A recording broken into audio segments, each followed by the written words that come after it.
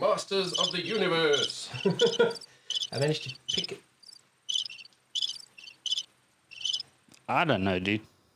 I was wondering where that tweeting was coming from. I was like, is it feeding back in my headphones? Nah, it's my Masters of the Universe t-shirt that I managed to pick up from the lovely folks at Ultimate Tees. They've got like a Facebook page and a store, and it's linked to the Ultimate Store. Yes.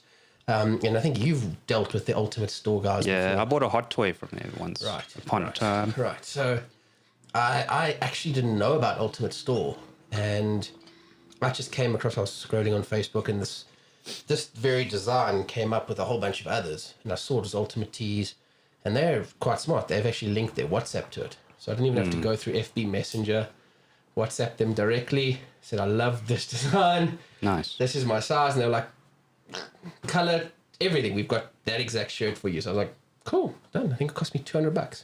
Nice. I mean, in today's retro t-shirt kind of thing, $200 for a t-shirt is actually a decent price. Definitely. It feels like it's good quality, the whole thing. So, yeah, man, we might have to give them a big shout out. Ultimate Store, Ultimate Tees. Thank you very much. I'm sure we'll tag you guys in this particular post. And, hey, we might even be able to get some Asylum stuff done through them. Some shirts, maybe some hoodies, or what. We'll see. Even if it's just for you and me to start. Yeah. But yeah, so thanks, guys. Loving the shirt. Give you your kudos on the page. But we can go back to He-Man and the Masters of the Universe, because I do want to talk about action figures in another spot, and seems like a more appropriate segue there. But for now, I mean, you've got the Snyder Cut t-shirt on. Yours was also custom design, custom make for you. So I felt like I had to. Like, it was funny because it says #release the Snyder Cut on the back. And I did it because I've been a part of like the movement since it started. But everyone's like, but dude, they've released the Snyder Cut. I'm like, fuck off. Like, fuck you. It's out. I'm not going to make a follow-up. #love the Snyder Cut. Yeah, no flip, dude. So yeah, I don't know where you start with it, but yeah, like potential spoilers to anyone watching who hasn't seen it. We're probably going to cover a lot of the stuff. I mean, it's a 4-hour fucking movie. There's a lot to cover. On that note, that was my first thing that leapt out at me was, I don't know if he needed 4 hours to tell the story. There was a lot of scenes, in my opinion, that were in there that didn't really need to be in there. On the same note, though, what did leap out at me was just how much of Wedon's movie was Zack Snyder's footage. If you look at it, like, I dare say 80% of Wedon's film was Snyder's footage, just re-edited, and some of the CGI was different. So that was the first thing that leapt out at me. So in my opinion, it's and I've said it to some people, it's like, I personally believe any decent director can tell a fucking good story in 4 hours. So, yeah, you know, if you'd given the Russo brothers 4 hours a movie with Avengers, I think you'd get a pretty kick-ass fucking movie. On that note, though, I don't think those guys needed it. So, like I say, I do believe there were some scenes that weren't really necessary, and then some stuff that didn't quite make sense to me. And the one that keeps banging in my head is, so fucking Steppenwolf comes, he decimates a small population of the Amazons, and then like they lose warriors, they're mourning, then they have to warn Diana in the real world.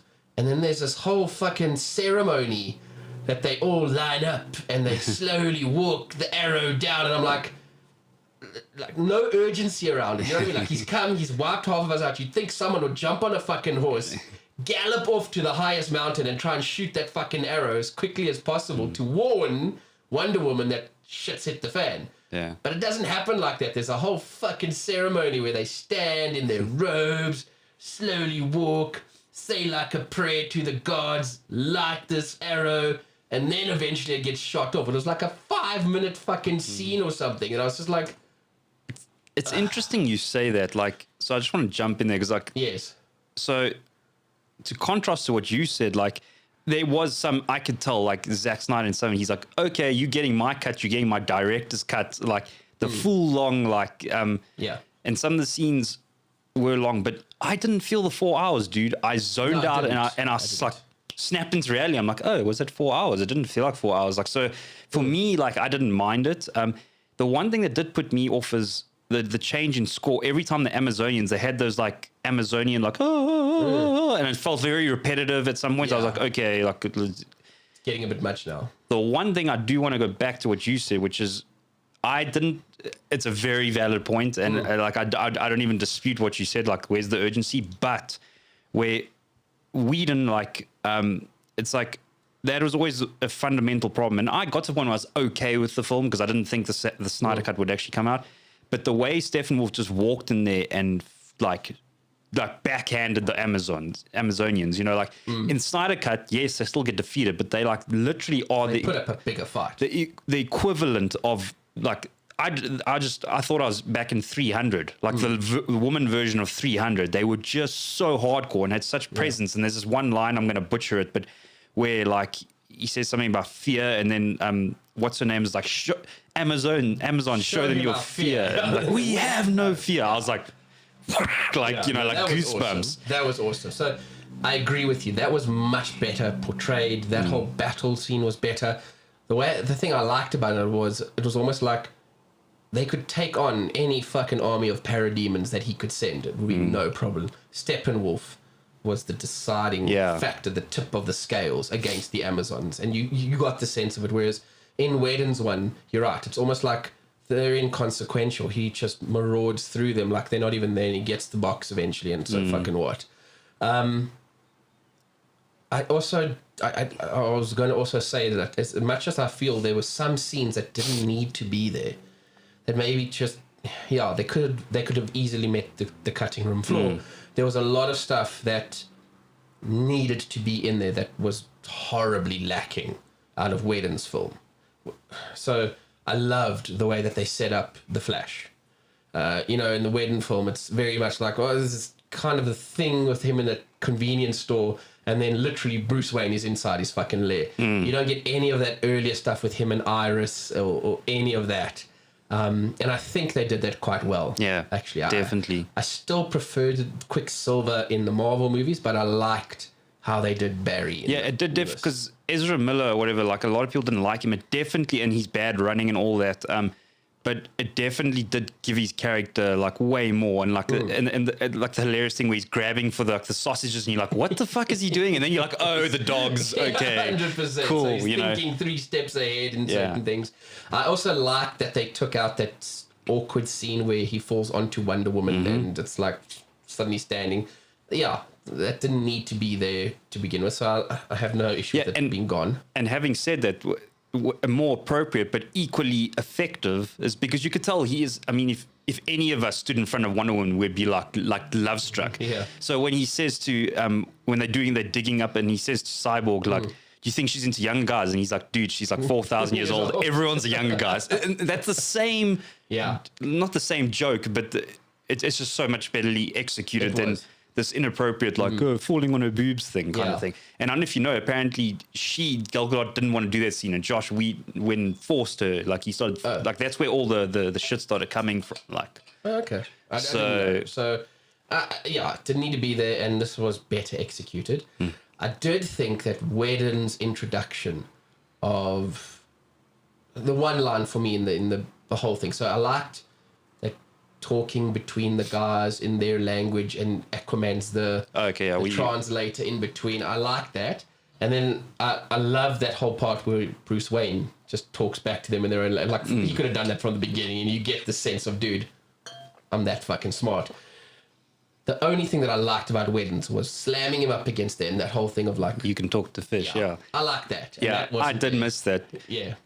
It's a small note, but one thing I do want to note is like, what I did really like about this, and again, this is the first thing you cut out of films when you're trying to cut them down, is, you know, like in Whedon's cut, I can't remember, man, but he's like, you know, Bruce Wayne's on like the mountain, and he's like, you're getting a sense, and he's on the horse or whatever. Yeah, he's like mountain horse, then he's on a helicopter, then he's on and it's like, this guy is the richest dude around, like period. He is like, you know, Undisputed. and you get way more of a sense of that, you know, like, which I really enjoyed. Another thing that stood out for me, and I've said it to a few people, is as much as they might have sexualized Gal Gadot in Wedon's film, I find Zack Snyder totally sexualized and played off fucking the whole Aquaman thing and having fucking Jason Momoa. Watch the movie again and see how many times Jason Momoa takes his shirt off. Yeah. And especially in scenes where he's emerged out of the water, fully clothed, does stuff, and as he's going to go back into the water, he decides to slow motion take off his top again. I don't know if you saw there was such a... I thought this, because, again, this was in both cuts, but, like, I giggled about it, and then I saw on one of our groups there's a meme about it, where it's like, it's got Aquaman, protector of the ocean, and he's like, throws a whiskey bottle and, like, breaks. I'm like, why would you do that? Like, the poor fish. and this is one other, like, again, it's forgivable and it's funny, but, like that stuck out to me, like, in the film, that I do want to, and I don't have much bad to say about the film, but I do want to say it's like, okay, we switch back in the day. Okay, Darkseid came down, tra-la-la-la-la, and they split the boxes up to protect them. Okay, cool. So then it's like, okay, Amazons, fucking this, like, building that can implode on itself and fall off a cliff to protect it. It's like, okay, we've got that down. Okay, the Atlanteans. Sorry. Also, like a temple in the far reaches of the ocean. That on the depths, and it's like, and it's just dig a hole. Yeah. I was like, are you fucking kidding me? And Timmy said this, which is hilarious, but it's so funny that that's the last box they managed to get in present day because of obviously tech and, you know, it being taken away to be experimented on and all that. On that note, though, I do think that the overall introductions of all of that were better, and I preferred that whole almost like Wonder Woman, Indiana Jonesy. She goes, Lara Croft, like, finds this ruin, goes down, finds this hidden room, uses the arrow to open it, and then through the wall paintings, the story of what happened the first time they tried to invade. I think that worked much better in Snyder's film than what they tried to cobble together in Wedon's film. Agreed. For Wedon's film, it almost felt like, well, fuck, people don't know what's going on. We have to give them something to kind of piece together. Zach's flow, it made sense. It's like she's found this ancient thing. She's seen these ancient paintings, and the story makes sense to her through those. Almost comes to life to her through that. I like that, and I liked that battle was much better. The representation of the old gods was much, much better because that ties into the comics, old gods, the new gods. Spot on. The one Green Lantern that's there fighting and dies. So I think for me that was a million times better. So the backstory to Cyborg, the backstory to Flash, because they didn't have their own movies, they were just spot on, brilliant. Aquaman's kind of thing doesn't quite tie up if you look at the Snyder stuff versus the James Wan movie, but it's forgivable. You can resolve yourself to it. I like the fact that Willem Dafoe was in the fucking thing, trying to get him to come over to the Atlantean side. Those little bits of continuity I liked that they were trying to bring in. I liked the Martian Manhunter cameos. Everyone was freaking out, thinking it was going to be the Green Lantern. But I liked the fact that it was the Manhunter. I thought that was quite cool too. What else did I like?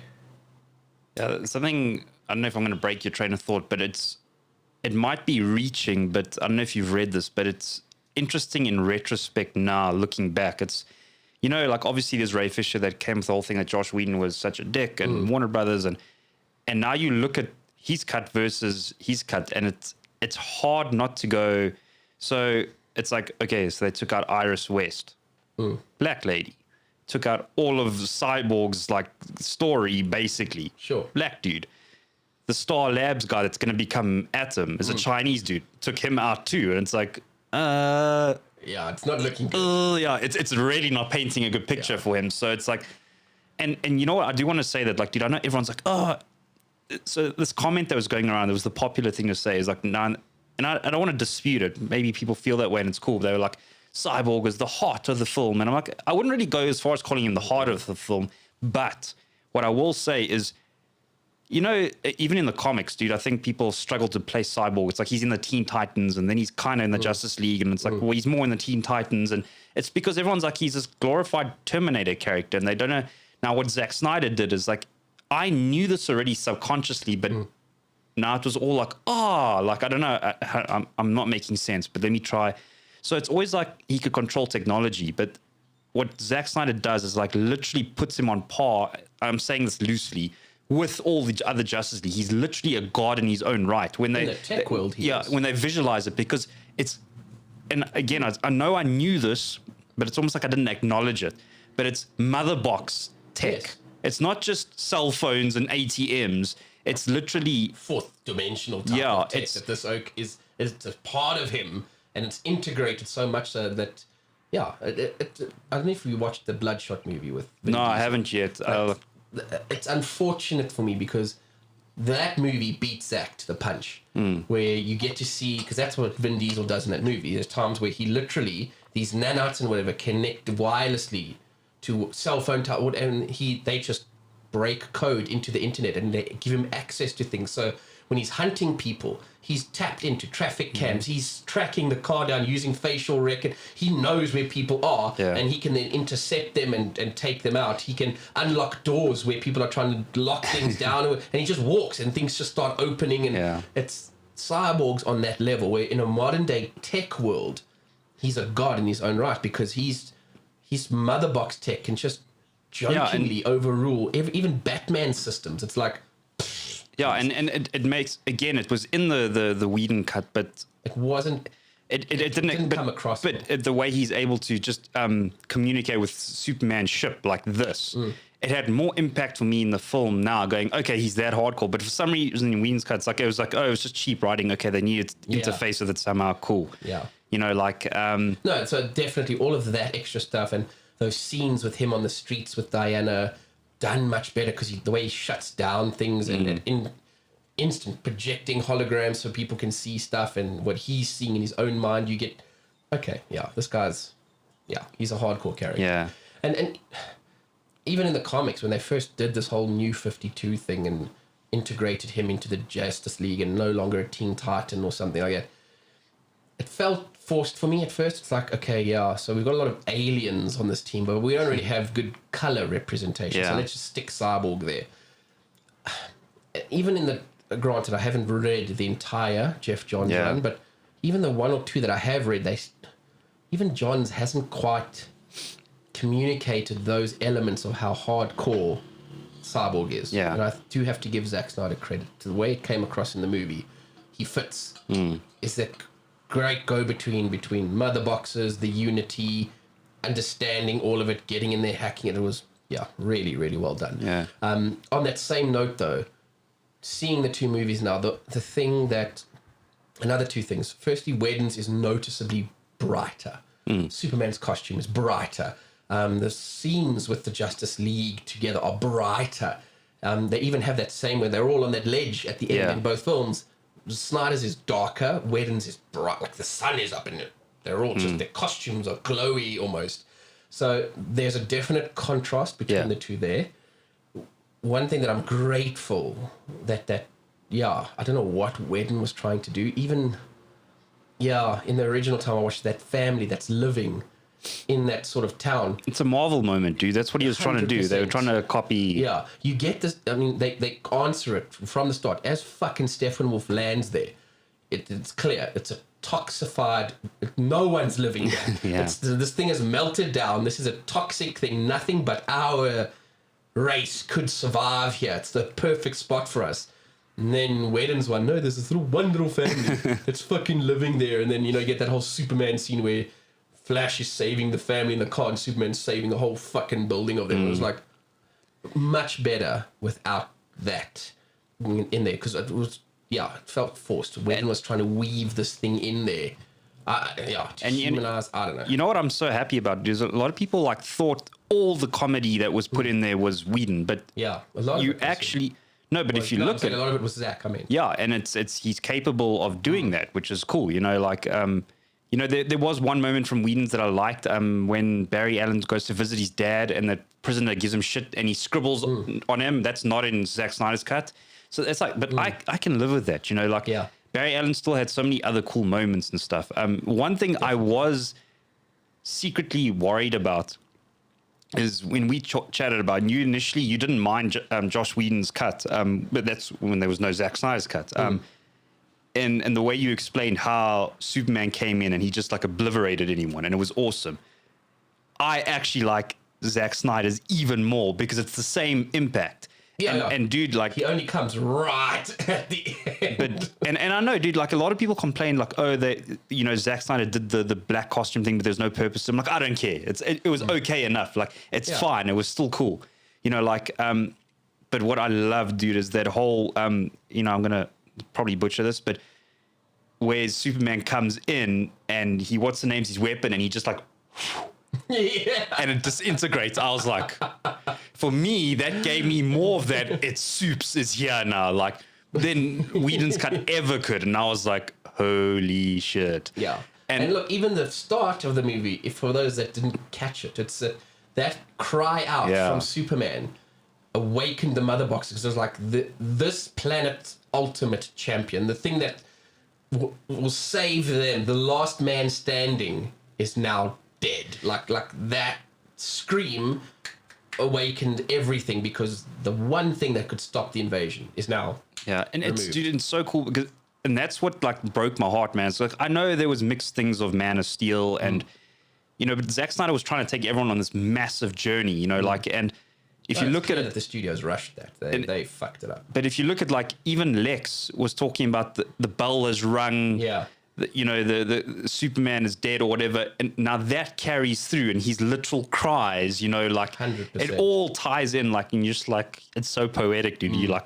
flip. And what I loved about it is I thought that Snyder's version of Steppenwolf was much more menacing than 100%, like it's a gazillion times. They were like some little weird turtle race, but still way more hardcore. Yeah, no, definitely. And then I loved some of the other cameo stuff. So like when you got to see fucking Apocalypse and Granny Goodness is there, Barda, the Furies are waiting, fucking, and Desaad, every time Desaad is communicating with fucking Steppenwolf, and the way they did it with this like metal morphs into like a weird hologram, and Desaad is the one talking. I was like, okay, that is cool. And then there were parts where I was like, no, come fucking, for me it's like, I don't know why, but it's just that saying, or that expression for Darkseid. It's like those people are so brainwashed. It's almost like any North Korean would be for Kim Jong whatever. You know, it's for me it doesn't, and that's what Whedon's film was missing.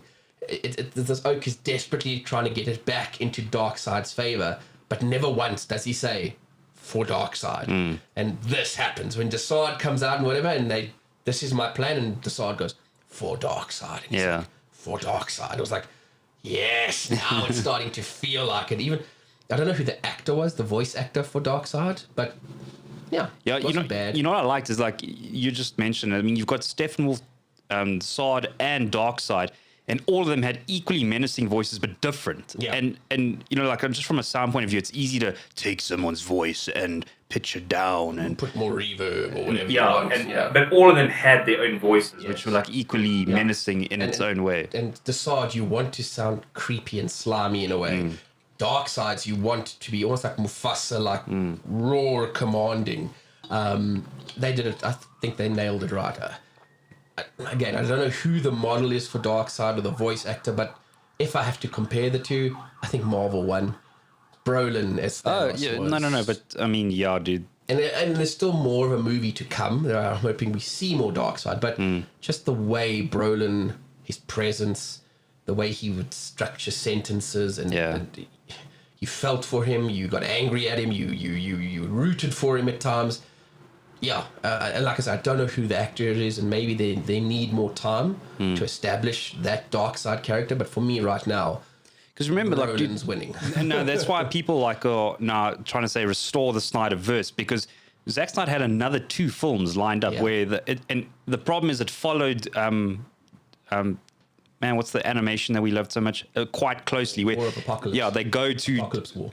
They go to Apocalypse and they get their ass handed to them, and Barry Allen realizes he's got to run back in a different part of time, and also saying that Barry Allen's moment where he like Speed Force and all that, there was also like things, and he knows shit's getting fucked up, and dude. Yeah, that was beautiful, dude. It was. even the epilogue at the end, the way, you know, it hinted in Wedon's one. Now you got a proper fucking, okay, here's the fucking future. Here's who's fucking survived. Now you're going, what the fuck happened? Where's this one? Where's that one? Whatever.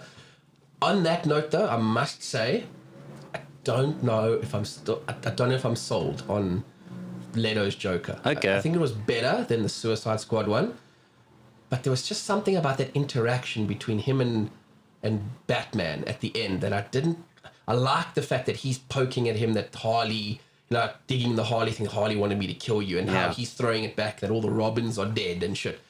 Love that, but I don't know. For me, it felt like it lacked some kind of chemistry. That they didn't quite have that. So you know what's interesting is a few notes on that. Like, so again, there's lots of it that I loved, and again, I also think it wasn't perfect. But apparently, Warner Brothers, even when they greenlit this, they said to Zack Snyder, like, bare minimum, we'll throw money at it, but bare minimum, like, finish visual effects, and they didn't want him to film anymore.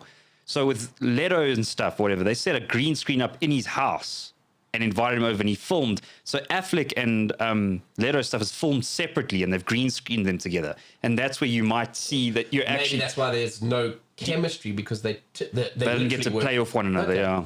Okay, maybe that's what I'm seeing then. Because like I said, visually he looked better. He looked, more psychotic. It really reminded me of that Capullo story. Yeah. Where almost like the Joker's in the head thing being transported around. Yeah. That's the kind of Leto that's the Joker Leto that I was seeing there. And I liked it, but like I said, I wasn't feeling some kind of chemistry between them, and it makes perfect sense then if he was literally behind a green screen with some makeup on and they were doing their best. There's a few things that also, like, if you saw the set photos and you don't see it because it's so zoomed in, and I think that's because they're trying to cheat the green screen or whatever. Yeah. But in the set photos, like, he had all these badges all over his jacket, the Joker now. And that's like, it's almost like tokens of all the cops he's killed. Okay. And like, there was all these small little details, you know, like, and again, I was obviously sitting watching the whole Justice League, and I was like, where's Leto? Where's Leto? And then this epilogue comes up. I'm like, oh, I'm so confused, but yes. So like, again, I was going in wanting to love it. So I think I'm a bad judge to know, like a bad constructive criticism thing. No, sure. But what I loved is he was creepy, but he was funny at the same time. He was weirdly like both. That's what I'm saying. I liked it, but the only criticism I had was it lacked. I just couldn't feel a chemistry between the two. And now that you've given me more context, I'm going, oh, fuck, okay. It does make more sense to me. And, it would be nice if there was scenes with the two of them physically playing off, like what we had with Heath Ledger playing off with Christian Bale. It's good then for what it was. Because I was going to say that it was almost like in that scene, there was almost more of a chemistry between Deathstroke and Batman. But that's probably because they were shot on the set together and many, many takes to get that right one, etc. It's interesting to see Amber Heard. Oh, I was like, this is awkward. One of those Amber Heard things, especially in light of the recent her and Johnny Depp stuff. But what I do think, looking at a time, is we might have to go to part 2. Possibly. More thoughts and extra things we watched. Stay tuned for the second episode of this one.